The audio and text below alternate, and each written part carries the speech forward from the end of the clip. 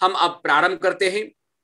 आचार्य श्री अग्निहोत्री जी जो कि आजकल मेरठ में हैं और मेरठ में वार्षिक उत्सव में अपनी ज्ञान की वहां पर पताका लहरा रहे हैं, अपने विचारों की श्रृंखला, अपने विचारों की सरिता वहां पर बहा रहे हैं। मैं उन्हें मेरठ से यहाँ पर लाइव आमंत्रित होने के लिए आमंत्रित करता हूं और उनसे निवेदन करता हूं अपने आज के वक्तव्य को प्रारंभ करें। सभी श्रोताओं से निवेदन है अपने शांत चित्त से उनका विचार सुनेंगे। एक जोशीले, एक ओजस्वी वक्ता हमारे मध्य में कल से हम सबको लाभान्वित करा रहे हैं अपने वैदिक विचारों से। आज सचमुच उनके विचार हम सबको झकझोरने वाले हैं, हमें नई दिशा देने वाले हैं, हम सबके नए प्रेरणा का विषय बनने वाले हैं। आदरणीय श्री आचार्य जी, आचार्य श्री हरिशंकर जी अग्निहोत्री, आपका स्वागत है। धन्यवाद आपका। परमेश्वर की कृपा होती है तो ऐसे पुण्य कार्य करने कराने का अवसर प्राप्त होता है। महाराष्ट्र सभा के अंतर्गत चल रहे इस कार्यक्रम में मैं सभी का धन्यवाद करता हूँ। मेरी आवाज ठीक पहुंच रही है भ्राता जी? जी आचार्य जी पहुंच रही है और 10 मिनट बाद एक बार कट होगा, इसलिए क्षमा मांगता हूँ।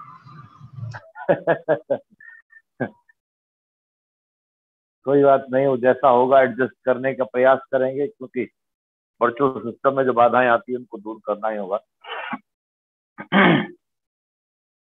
ओम शन्नो मित्रः संवरुणः शन्नो भवत्वर्यमा शन्न इंद्रो बृहस्पतिः शन्नो विष्णुरुक्रमा।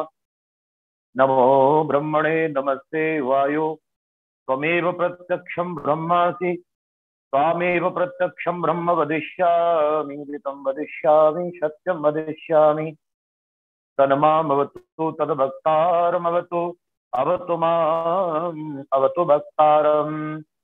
ओम शांतिः शांतिः शांतिः। महाराष्ट्र आर्य प्रतिनिधि सभा के अंतर्गत चल रहे इस कार्यक्रम में अध्यक्ष के रूप में आज अध्यक्षता कर रहे हैं सार्वदेशिक आर्य प्रतिनिधि सभा के सम्मानित महामंत्री श्रीमान प्रकाश आर्य जी, महाराष्ट्र आर्य प्रतिनिधि सभा के सभी अधिकारीगण, सम्माननीय प्रधान जी, मंत्री जी और उनकी कार्यकारिणी के सभी सदस्य, अधिकारी, कार्यकर्ता, महानुभाव, पूरे देश भर में जहां जहां से इस वेबिनार में जुड़ करके कार्यक्रम का आनंद ले रहे हैं, वे सभी उपस्थित बंधु और भगिनी और इस कार्यक्रम का संचालन कर रहे सभी संचालक महोदय और जिनसे संपर्क मेरा महाराष्ट्र सभा से बहुत लंबे समय से संपर्क है, उसमें बहुत ही निकटता से स्नेह जिनका हमें प्राप्त होता रहता है, ऐसे सम्माननीय डॉक्टर नयन कुमार विशारद जी और उनके सभी साथीगण, मैं आप सभी को, देशवासियों को अपनी तरफ से महर्षि दयानंद सरस्वती जी के जन्म दिवस और आज के समय बोधोत्सव के समय पर ढेर सारी शुभकामनाएं देता हूं और साथ ही साथ मैं आशा करता हूं कि हम सब लोगों को आज कुछ ऐसा चिंतन अपने आप में स्वतः करना चाहिए कि आखिर जीवन का लक्ष्य क्या होता है। और जीवन का लक्ष्य मेरे अध्ययन और अनुभव के आधार पर मैं कह सकता हूं कि अधिकतर लोग ऐसे हैं जिनको जीवन के लक्ष्य के बारे में मालूम नहीं है। ज्यादातर लोगों को ये अनुभव हो गया है या समझ आ गया है कि पैसा कमाना जीवन का लक्ष्य है, इसीलिए जहां अच्छे कार्यों से पैसा कमाना चाहिए वहां वो लोग गलत कार्यों से भी पैसा इकट्ठा कर रहे हैं और बस पैसा इकट्ठा करने के बाद उनका कुछ और उद्देश्य नहीं रह जाता। ऐसे ही कुछ लोगों का मान प्रतिष्ठा प्राप्त करना ही लक्ष्य रह गया है, या फिर परिवार बसाना, नौकरी करना, व्यापार उद्योग को बढ़ाना, ये जीवन के उद्देश्य रह गए हैं। परमेश्वर की प्राप्ति मनुष्य जन्म का उद्देश्य है, ऐसा ज्यादातर लोगों को मालूम नहीं रह गया। अब तो आर्य समाज के लोगों से बातचीत करने के बाद भी ऐसा अनुभव होने लगा है कि अब तो आर्य समाज के लोग भी स्वाध्याय कम कर पा रहे हैं या नहीं कर पा रहे हैं, तो उनके व्यवहार को देख करके भी बड़ा अद्भुत सा लगने लगा है। तो मैं इस कार्यक्रम के माध्यम से बड़ी विनम्रता से निवेदन करना चाहता हूं कि हम सब लोग थोड़ा स्वाध्याय करें, तो हमें अपने जीवन के लक्ष्य के विषय में जानकारी हो सकती है। हमारे जीवन का लक्ष्य है परमेश्वर के सानिध्य को प्राप्त करके आनंद को प्राप्त करना, उत्तरोत्तर तरक्की करते हुए हम एक दिन मुक्ति को प्राप्त करें, ऐसा पुरुषार्थ करने का ही ध्येय है। यही सही लक्ष्य है। इसीलिए इस जीवन में जितना हो जाएगा उतना करें, उसके बाद आगामी जन्मों में भी हम इस रास्ते को आगे बढ़ा सकते हैं।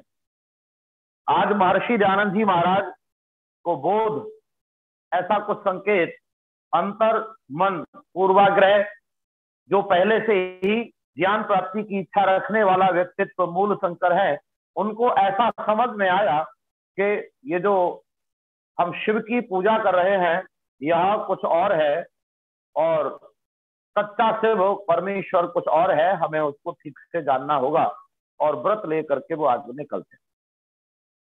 मैं महर्षि दयानंद जी महाराज के जीवन से संबंधित 2 घटनाएं ही लेकर के चर्चा को आरंभ करता हूं और आशा करता हूं कि आप लोग इस कार्यक्रम को दक्षित होकर सुनेंगे, क्योंकि क्लास में अध्यापक के सामने विद्यार्थी बैठे होते हैं तब तो उन्हें दिखता रहता है कि भाई कौन क्या कर रहा है, कैसे समझ रहा है, लेकिन इस माध्यम से तो आपको सेल्फ अपने आप को संभालना होगा।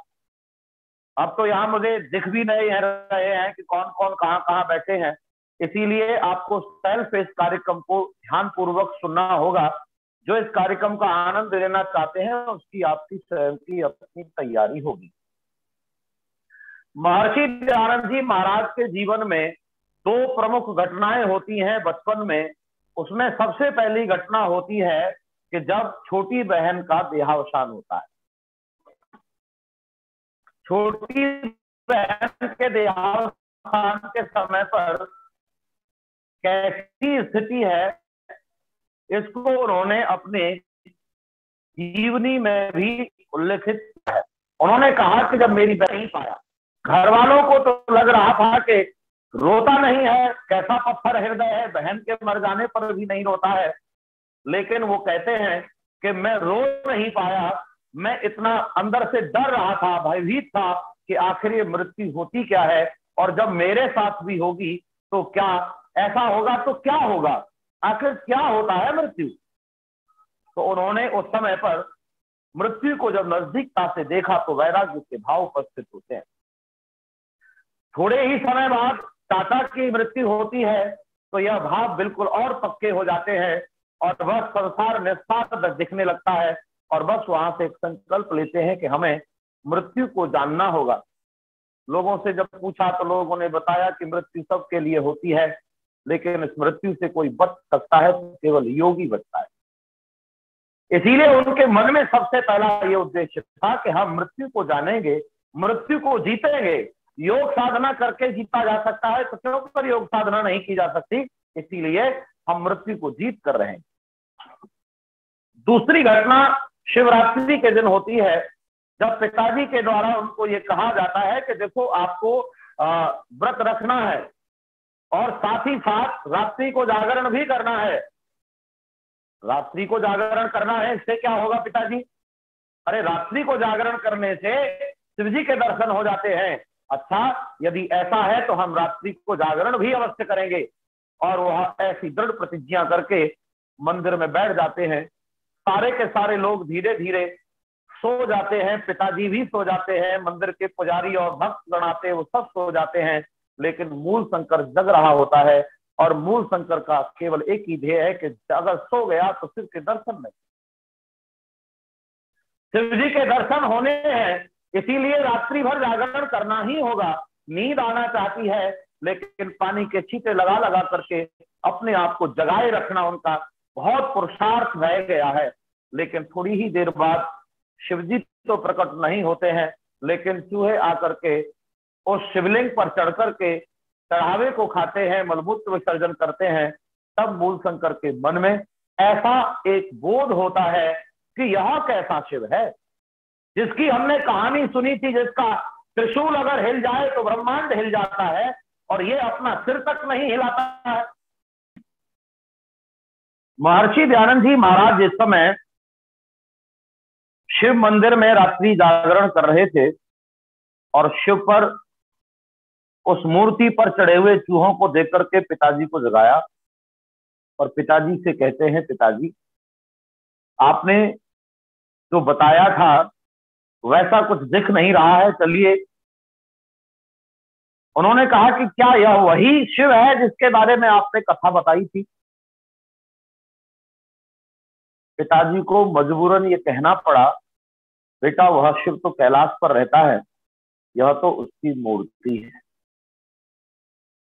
और जब उस समय पर ऋषि को यह पता चल गया कि यह मूर्ति है, शिव नहीं है और प्रकट होने का भी कोई मतलब नहीं बनता, तो तत्काल उन्होंने कहा, पिताजी अब मुझे घर जाने की आज्ञा दीजिए, अब मेरे व्रत करने का कोई औचित्य नहीं रह जाता।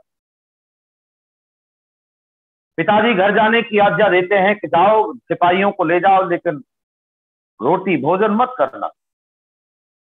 खैर माँ से आकर के भोजन मांगते हैं, भोजन करके चुपचाप सो जाते हैं। माँ कहती है, अपने जैसा भोला, जैसा माँ इतना सरल हृदय रखती है, वो कहती है कि मैंने तो पहले से ही कहा था तेरे से व्रत नहीं रखा जाएगा, लेकिन तुम मानते नहीं हो। वो कहते, माँ ऐसी बात नहीं है, मैं व्रत तो रख लेता, लेकिन व्रत रखने का कोई औचित्य नहीं रह गया।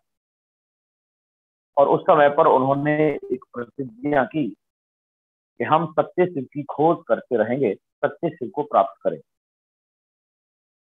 अभी आप देख पा रहे हैं, समझ पा रहे हैं, तो ये समझिए कि अभी तक दो लक्ष्य हैं उनके, एक तो मृत्यु की खोज करना, दूसरा सत्य शिव की खोज करना। लेकिन अभी आगे नहीं, अभी तक उनके अपने जीवन के कल्याण के रास्ते हैं, अपने जीवन को कल्याण के रास्ते पर ले जाने के व्रत उनके पास हैं। लेकिन एक घटना और मैं आपके बीच रखता हूं, क्योंकि समय बहुत अधिक नहीं है बातचीत करने का, इसीलिए मैं आपसे आज बहुत बातें नहीं कर पाऊंगा। मैं बस थोड़ी ही बातें करके कुछ संकेत आपके बीच करना चाहता हूं। गुरु विरजानंद जी महाराज के पास आकर के वो अध्ययन करते हैं और अध्ययन करने के बाद वो विदा लेना चाहते हैं। और जब विदा लेना चाहते हैं तो लौंग लेकर के आते हैं, गुरु जी के सम्मुख रखते हैं और कहते हैं, गुरुदेव ये मैं गुरु दक्षिणा आपके लिए लेकर के आया हूं, आप मुझे विदा कर दीजिए। तो गुरु विरजानंद जी महाराज कहते हैं, दयानंद क्या लाए हो,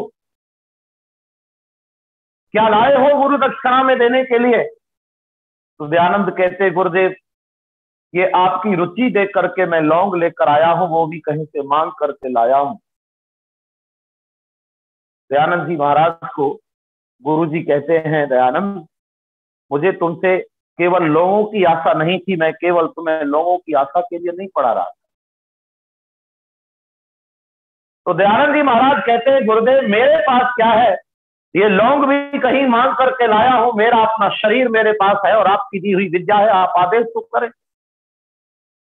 गुरु विरजानंद जी महाराज अभी आदेश नहीं कर रहे हैं, पहले वो संसार की दुर्दशा से अवगत करा रहे हैं। दयानंद देख रहे हो चारों तरफ हाहाकार मचा हुआ है, त्राहिमाम त्राहिमाम, सारा का सारा जन समुदाय कर रहा है। यहाँ तंत्र यंत्र टोने टोटके, झाड़ फूंक, डाकनी शाकनी, भूत प्रेत, मूर्ति पूजा का बवाल है। यहाँ वेद आदि ग्रंथों को कोई जानता नहीं है, और अगर कोई जानता है तो केवल पूजा के स्थान पर रखकर पूजा करने मात्र के लिए प्रयोग किए जा रहे हैं। यहाँ चोरी डकैती बदमाशी व्यभिचार दुराचार अत्याचार भ्रष्टाचार घोटाले हो रहे हैं। दयानंद ये देखो जरा समाज का कैसा बुरा हाल है। मैं चाहता हूं गुरु दक्षिणा में तुम संसार के कल्याण के लिए अपना जीवन दान में दे दो, मैं ये चाहता हूं। प्यारे बंधुओं, ये प्रसंग ऐसा अद्भुत प्रसंग है, ऐसी अद्भुत घटना है। वैसे तो प्यारे बंधुओं माताओं बहनों, संसार में हर वर्ष गुरु अपने शिष्यों को विदा करते हैं, और आजकल तो फेयरवेल पार्टियां भी विद्यालयों में होती हैं। वहां पर इस प्रकार का कोई माहौल नहीं होता है कि कौन किसके लिए क्या करने वाला है, या ब्रह्मचारी लोग यहाँ से बालक बालिकाएं जा रहे हैं तो ये जीवन में क्या करेंगे, समाज के लिए क्या करेंगे, ऐसा कोई उद्देश्य नहीं होता। और आज नहीं, संसार के आरंभ से लेकर के आज तक हर वर्ष हजारों नहीं लाखों की संख्या में और अरबों खरबों की संख्या में, माने जितनी ज्यादा से ज्यादा संख्या होती है उस काल की, उसमें विद्यार्थी भी हर वर्ष लाखों और करोड़ों की संख्या में अपने गुरु से विदा लेते हैं। लेकिन ऐसा प्रसंग एक ही बार लिखा गया। ऐसे प्रसंग हर वर्ष लिखे जाते हैं जब गुरु शिष्य से कुछ नहीं लेता। प्राचीन काल में ऐसा अनेक बार हुआ, और ऐसे भी प्रसंग लिखे गए इतिहास में जब गुरुजी ने मान प्रतिष्ठा के लिए किसी राजा का सिर मांग लिया, किसी राजा का राज्य मांग लिया, और हद हो गई, किसी ने तो अंगूठा ही मांग लिया। लेकिन अपने लिए मांगने वाले गुरु बहुत मिले, संसार के लिए मांगने वाला गुरु केवल एक बिरजानंद ही मिला। उन्होंने अपने लिए कुछ नहीं मांगा, संसार के कल्याण के लिए अपने शिष्य से उसका जीवन मांग लिया। और इतिहास में ये पहली बार लिखा गया और अद्भुत लिखा गया। यहां से हमारे कल्याण का रास्ता निकलता है।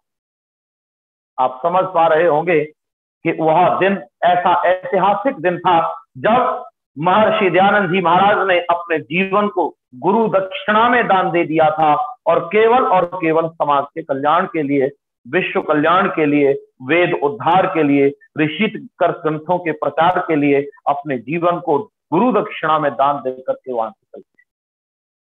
यहां से हमारे कल्याण का रास्ता निकलता है।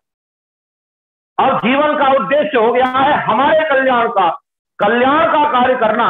अब आप देख पा रहे ऋषि दयानंद के अपने जो जीवन का लक्ष्य है वह तो साथ में चलता रहेगा कि हमें मृत्यु की खोज करनी है, और मृत्यु को जीत चुके और अपने वह सच्चे शिव की खोज करने का जो व्रत था वह भी उन्होंने पूर्ण कर लिया। अब संसार के कल्याण के लिए निकले हैं, तो यहां से अब हमारे लिए रास्ता प्रशस्त होता है। बंधुओं, महर्षि दयानंद जी महाराज का उद्देश्य अब संसार का कल्याण, संसार का उपकार करना हो गया है। उन्होंने अध्ययन करते करते, लेखन कार्य करते, प्रवचन करते, कुछ अपने भारत और संसार को बनाने का एक नमूना मस्तिष्क में तैयार किया था कि आखिर हमारा जो संसार है, हमारा जो देश है, वो कैसा होना चाहिए, कैसा होना चाहिए। जब ऐसा प्रश्न आता है तो इसका सीधा अर्थ निकलता है कि ऋषि दयानंद क्या चाहते थे, उनका मंतव्य क्या था, उद्देश्य के साथ साथ उनका मंतव्य क्या बना, वो कैसा चाहते थे कि उनके जीवन से, जीवन को लगाकर कैसा तैयारी होगी, कैसा कुछ हो सकेगा। तो मैं यहाँ आपको बताना चाहता हूँ, महर्षि दयानंद जी महाराज ने अपने व्याख्यानों में, अपने लेखन कार्य में ये स्थान स्थान पर स्पष्ट किया है, उल्लेख किया है। महर्षि दयानंद जब पूना में व्याख्यान दे रहे थे तो उनके कुछ व्याख्यानों को लिख लिया गया, और वो व्याख्यान आजकल उपदेश मंजरी के नाम से प्रकाशित होते हैं पुस्तिका के रूप में। वहां उन्होंने जहां ईश्वर के विषय में, यज्ञादि के विषय में व्याख्यान किए, वहां उन्होंने इतिहास के भी व्याख्यान किए कई, और इतिहास के व्याख्यान करते करते उन्होंने ये बताने का प्रयास किया कि अरे हम संसार को वैदिक काल जैसा संसार बनाना चाहते हैं, अर्थात ऋषि का मिशन है संसार जैसा वैदिक काल में था, जैसा वैदिक काल में लोग आनंदित रहते थे, अरे वैसा ही फिर से स्थापित हो जाए, ये ऐसा उद्देश्य लेकर के ऋषि का कार्य शुरू होता है। ये व्याख्यान उन लोगों को ज्यादा अच्छे से सुनना चाहिए जो लोग ऋषि को केवल मूर्ति पूजा के लिए जानते हैं। आर्य समाज का परिचय उनका केवल मूर्ति पूजा के लिए हुआ है, या मूर्ति पूजा निषेध के साथ खंडन मंडन के लिए ही प्रयोग कर रहे हैं। ऐसा जो लोग समझते हैं कि आर्य समाज पर क्या काम है, उनको ये चर्चा ज्यादा ध्यान से सुननी चाहिए। अपने लोगों को भी ये चर्चा ध्यान से सुननी चाहिए कि हम ऋषि दयानंद को कितना समझ पाए, उन्होंने जैसा हमारे कल्याण के लिए कार्य किया उसमें से हमने कितना समझा कि ऋषि ने हमारे लिए क्या कार्य किया, ये आज हमारे लिए जानने का विषय है। तो आओ मैं आपको बताना चाहता हूं कि ऋषि कितना व्यापक उद्देश्य लेकर के कार्य क्षेत्र में थे। कैसे समझ में आएगा कि ऋषि दयानंद क्या चाहते थे, वैदिक काल कैसा था, ये जानने के बाद आपको समझ में आएगा कि ऋषि क्या चाहते थे। वैदिक काल मैंने अपने इस ऐतिहासिक चर्चा को करने के लिए 3 भागों में बांटा है, वैदिक काल, मध्यकाल और आधुनिक काल। और वैदिक काल को भी 2 भागों में बांटा है, पूर्व वैदिक काल और उत्तर वैदिक काल। यहां पर एक झलक आपको दिखाना चाहता हूं कि वो काल कैसा था, उस काल को फिर से कैसे स्थापित किया जा सकता है, यही मिशन ऋषि दयानंद का है। वैदिक काल कैसा था, तो पूर्व वैदिक काल कैसा है? पूर्व वैदिक काल का अर्थ है जहां राजा नहीं है, और उत्तर वैदिक काल का अर्थ है जहां राजा बनाया गया है। तो बिना राजा के कैसा प्रजा रहती होगी, और आज के समय में तो कल्पना में भी नहीं है कि बिना राजा के प्रजा रह भी सकती है क्या। तो आज आपको यह विचार करना पड़ेगा, क्या ऐसा संभव है? तो यह पहले समझेंगे ऐसा था क्या। महाभारत में एक प्रसंग आता है। महाभारत में राजा युधिष्ठिर पितामह से अनेक प्रसंगों पर बात करते हैं। पितामह भीष्म और युधिष्ठिर संवाद के नाम से बड़े बड़े प्रसंग हैं महाभारत में, जहां वो तत्व ज्ञान, नीति ज्ञान प्राप्त करते हैं। वहां उन्होंने इतिहास की जानकारी भी अपने पितामह से लेने के लिए बातचीत की, और बातचीत करते समय एक बार कहते हैं, पितामह मैं ये जानना चाहता हूं कि वैदिक काल में लोग कैसे रहते। तो पितामह बड़े ही गंभीर होकर के कहते हैं, रे युधिष्ठिर, अरे एक काल तो ऐसा था जब जहां ना कोई राजा था, न कोई मंत्री था, न कोई संतरी था, और ना किसी प्रकार का कोई दंड लेने वाला था, तो दंड देने वाला ही क्यों कर होगा।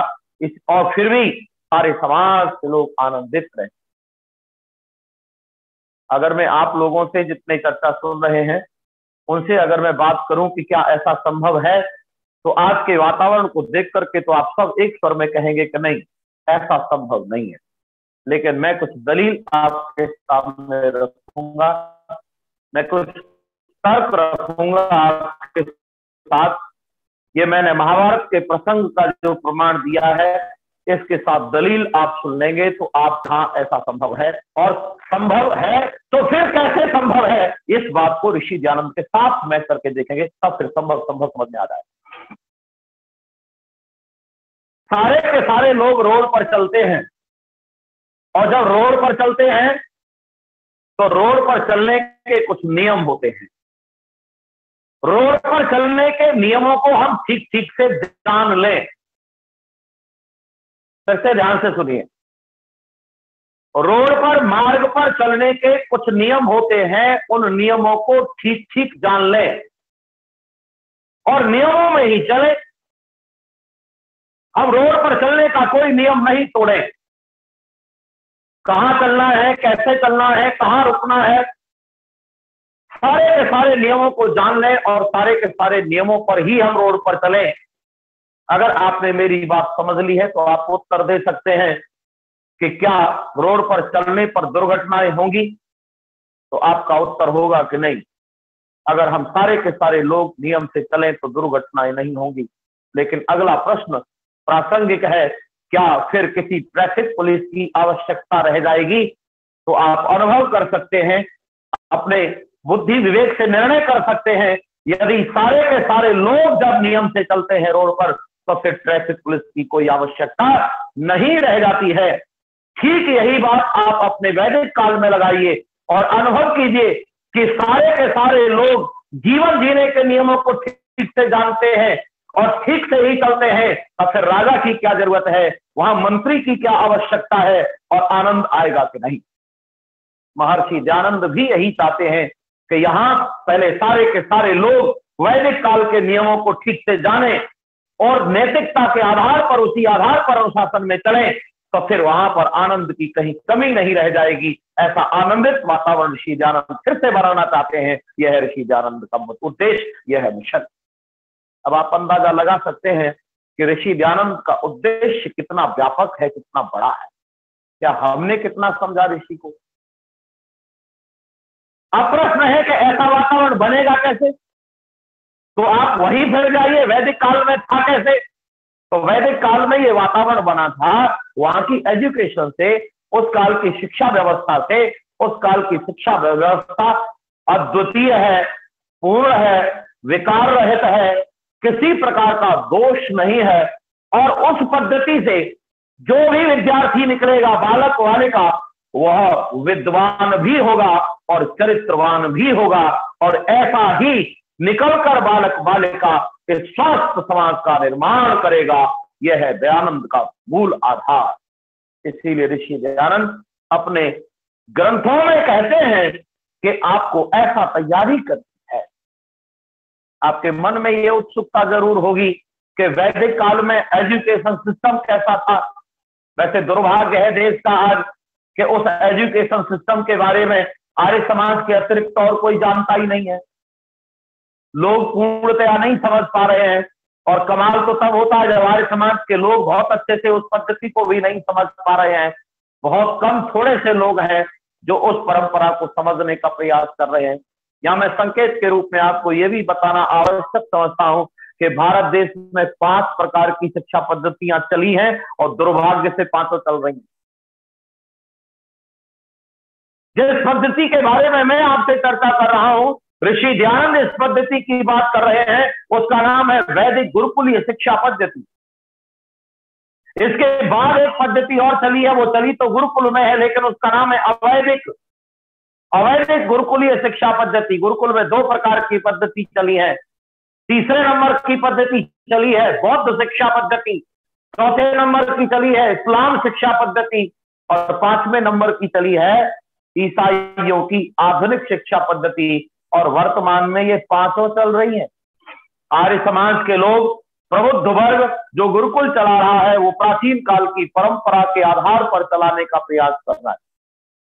जो पौराणिक लोग चला रहे हैं वो गुरुकुल चला रहे हैं, लेकिन दूसरी पद्धति है वो अवैदिक है। उससे संसार का कल्याण नहीं होगा, उससे भारत देश का उत्थान नहीं होगा। वो अंधविश्वास, धर्म, पाखंड, कुरीति को पोषित करने वाली पद्धति है। और तीसरी वाली पद्धति है बौद्ध शिक्षा पद्धति, जिससे भारत देश गुलाम हो गया, जिसने कमजोर लोगों को तैयार कर दिया।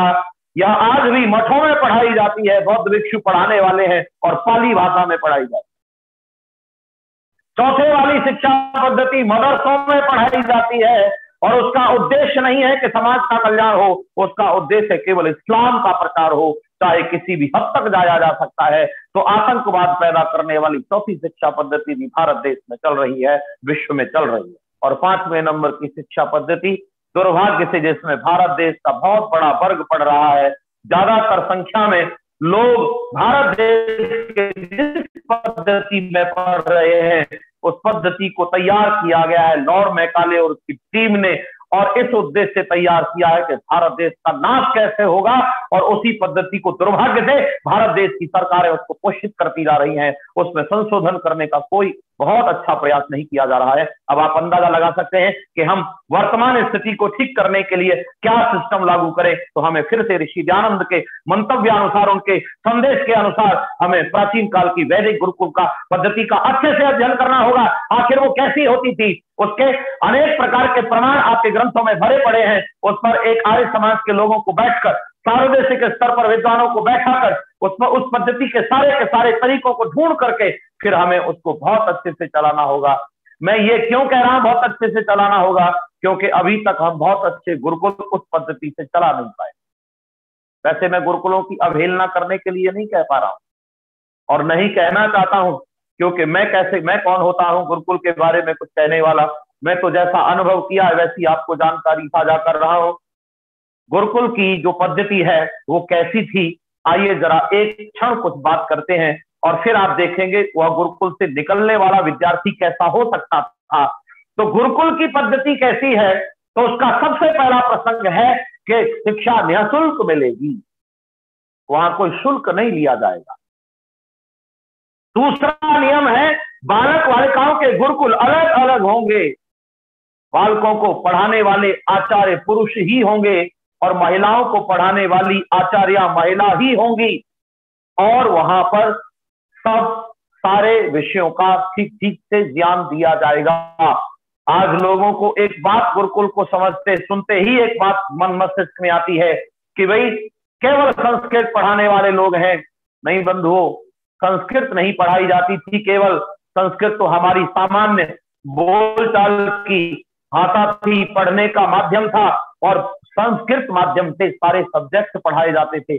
गणित का भी अपना ऊंचा स्तर था, साइंस भी अपने ऊंचे स्तर तक पढ़ाई जाती थी, भूगोल, भूगर्भ, खगोल आदि भी बहुत ऊंचे स्तर के पढ़ाए जाते थे। ऐसा है गुरुकुल जहां चहुमुखी विकास होता है। कुछ बातें और सुनिए। गुरुकुल ऐसा है जहां से रविवार का, होली दीपावली का, ग्रीष्मकालीन, शीतकालीन या किसी प्रकार का अवकाश नहीं मिलेगा। एक बार बच्चा गुरुकुल में प्रवेश कर गया तो वह जब तक शिक्षा उसकी पूर्ण नहीं हो जाएगी वह नहीं जा सकता है, और किसी प्रकार का मस्तिष्क विकृत होने की कोई संभावना नहीं है।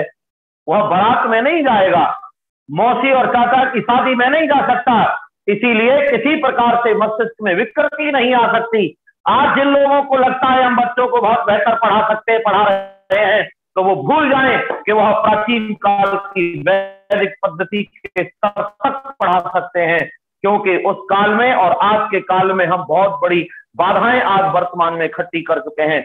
उस काल का विद्यार्थी जब गुरु के पास चला जाता था तो आचार्य ही उसका माँ होता था, आचार्य ही उसका पिता होता था। दूसरा जन्म प्राप्त करने के लिए आचार्य के गर्भ में चला जाता था, और आचार्य भी अपने बच्चे को इतना गंभीरता से, इतनी निकटता से करता था। वेद के संदेश के आधार पर जैसे गर्भिणी स्त्री अपने बच्चे का जैसे रक्षण करती है, वैसे ही आचार्य अपने बच्चे का रक्षण करता था। यह है उस काल की उदात्त भावना, जिससे एक अच्छे मानव का निर्माण होता है। और गुरुकुल से निकलकर जहां विद्वान बनता था वहां चरित्रवान बनता था। चरित्रहीनता का कोई प्रश्न नहीं उठता। हमने समझा कि उस काल की जो फैक्ट्री है मानव निर्माण की, वो गुरुकुल है। उसके बाद गुरुकुल में ऐसा क्या पढ़ाया जा रहा है जिससे समाज सब ठीक हो जाए, तो उसमें बहुत ढेर सारी बातें हैं। उनमें से कुछ बातें एक दो साझा करूंगा, चूंकि अवकाश इतना नहीं है।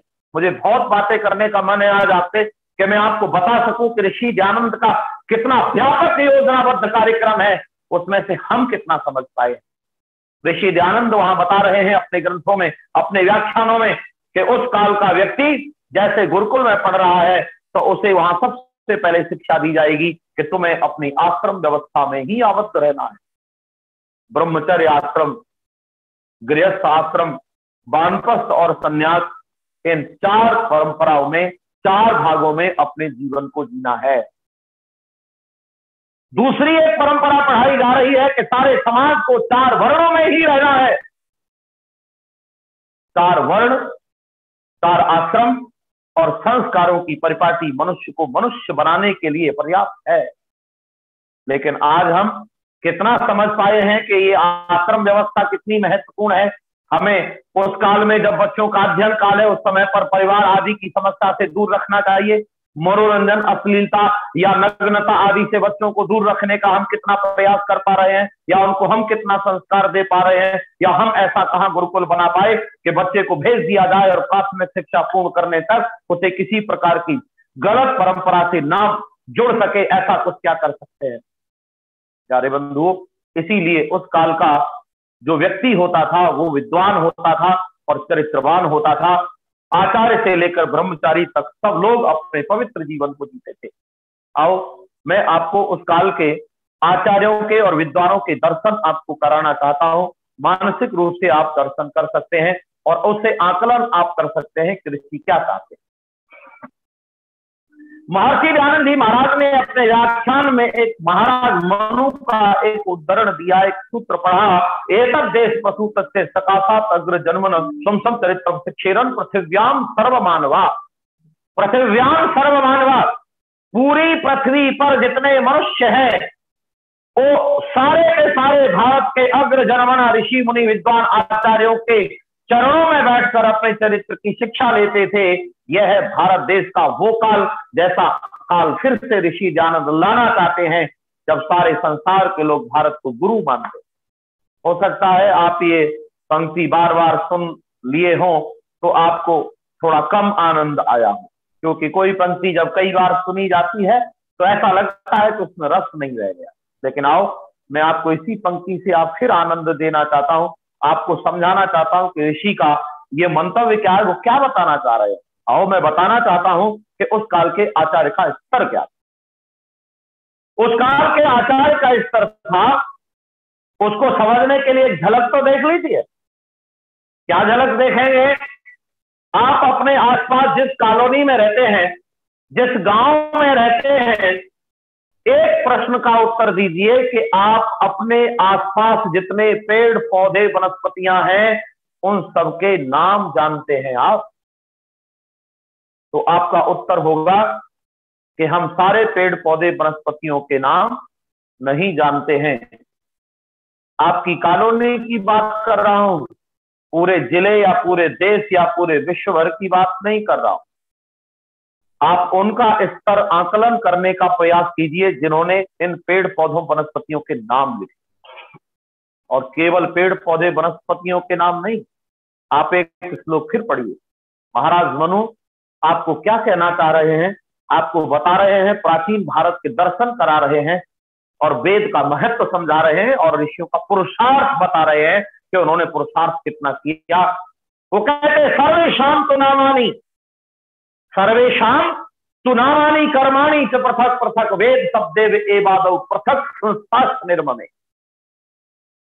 महाराज मनु कहते हैं सर्वेशाम तु नामानि, केवल पेड़ पौधों के नाम नहीं, जितने पदार्थों का हम लोग प्रयोग करते हैं उन सब पदार्थों के नाम लिखे, चाहे लोहा सोना चांदी पीतल तांबा, चाहे अग्नि जल वायु पृथ्वी आकाश, चाहे मनुष्यों के नाम, पशु पक्षियों के नाम, पेड़ पौधे वनस्पतियों के नाम, वन पहाड़ नदियों के नाम, सारे संसार में हम जितने भी नाम प्रयोग करते हैं ये सारे के सारे नाम लिखे गए, उन आचार्यों ने लिखे। और ऐसे ही नहीं लिख दिए, इस पेड़ को ये कह देना, इस वस्तु को ये कह देना, नहीं बंधुओं। उन्होंने पहले वेद को अच्छे से पढ़ा और वेद पढ़ करके उनकी क्वालिटी को परखा, गुणवत्ता को परखा, और गुणवत्ता को परख करके फिर उनका तालमेल करके सही जानकारी करके उन्होंने बताया कि इस पेड़ का यही नाम हो सकता है। और केवल पेड़ का नाम नहीं, बल्कि यह पेड़ या वृक्ष किस काम आता है, इसका तना किस काम आता है, इसकी पत्ती किस काम आती है, इसका फूल किस काम आता है, ये जानकारी भी उन्होंने हमें उपलब्ध कराई। अब आप इससे अंदाजा लगा सकते हैं कि भारत देश के वो आचार्य जो विश्व गुरु कहलाते थे उनका स्तर क्या था।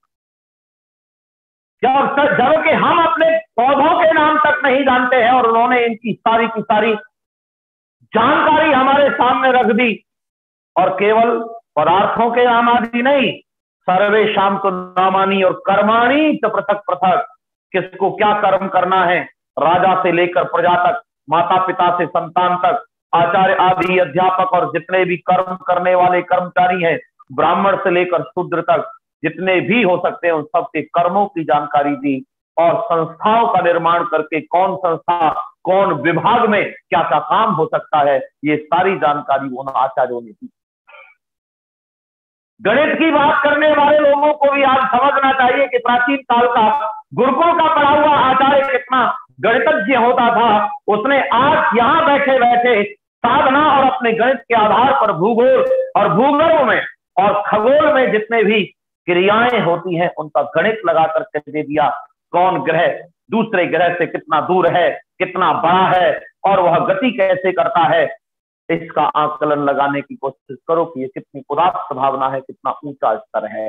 ऐसा स्तर फिर से भारत का बने, ऐसा ऋषि दयानंद का मिशन कहता है। अब आप देखिए कि हम ऋषि को कितना समझते।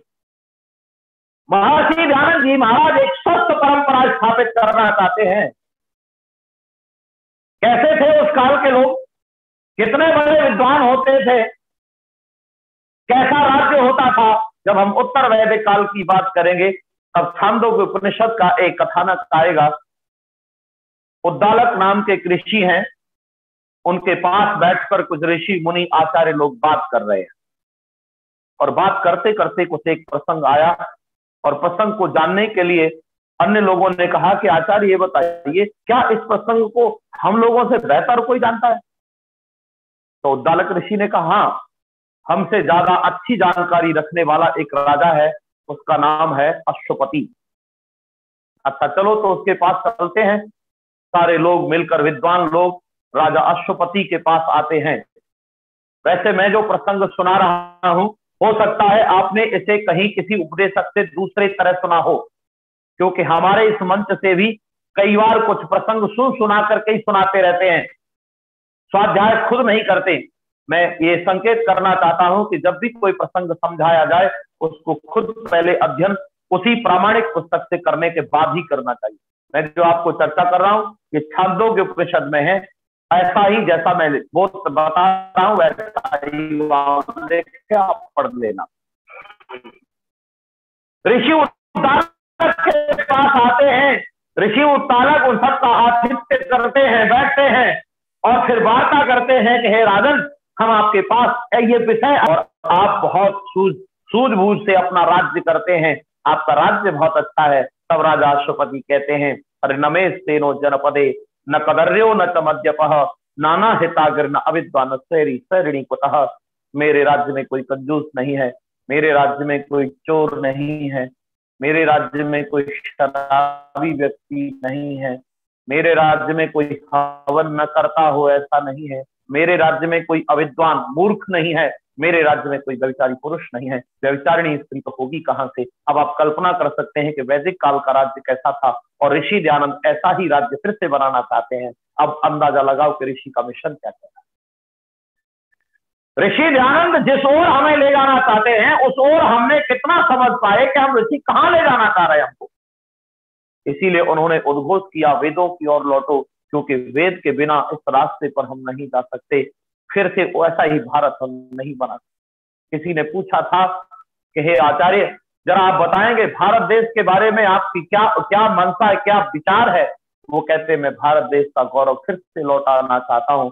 अब भारत देश का गौरव जिसको समझ में आता है वो ऋषि दयानंद का मिशन समझ सकता है। भारत देश का गौरव कैसा था ये जिसको नहीं समझ में आता वो ऋषि का मिशन नहीं समझ सकता।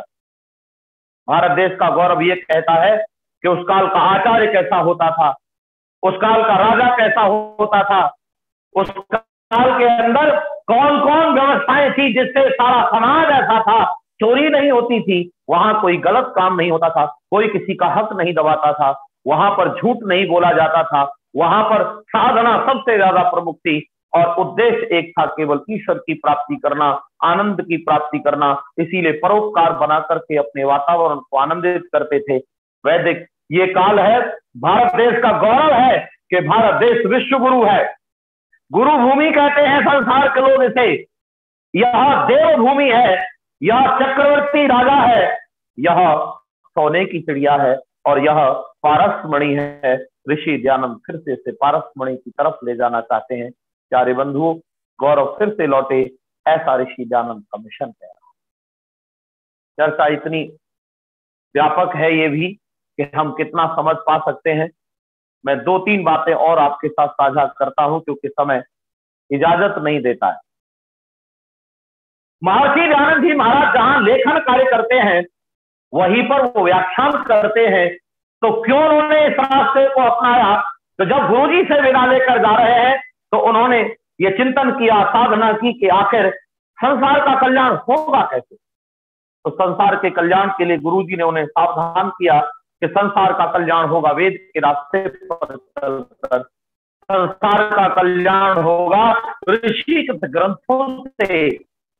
इसीलिए पहचान भी दे दी कि ऋषि ग्रंथ वे होते हैं जिनमें देवताओं के बारे में सही है, परमात्मा के बारे में सही जानकारी होती है। ऋषि का अपमान या व्यभिचार आदि की बातें नहीं होती हैं और ऋषि ग्रंथ नहीं होते, उनमें बहुत महापुरुषों को गालियां या गंदा या गलत प्रचारित किया जाता है, अश्लील वातावरण होता है, ऋषि मुनियों को उल्टा सीधा बताया गया है।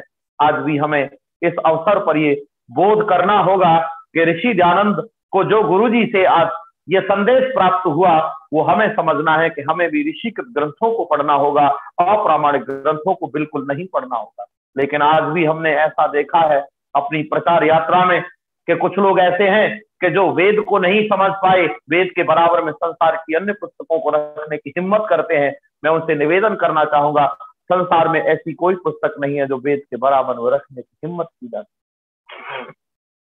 इसीलिए प्यारे बंधुओं, मैं विनम्रता से निवेदन कर रहा हूं, ऋषि बैठकर साधना कर रहे हैं, कैसे होगा संसार का कल्याण। और आपको ये विचार करना होगा, हम सारे के सारे लोग आर्य समाज के अधिकारी, उपदेशक और सदस्य मिलकर उस मिशन में कितना सहयोगी बन पाए हैं, आज हमें उसको फिर से समझना है।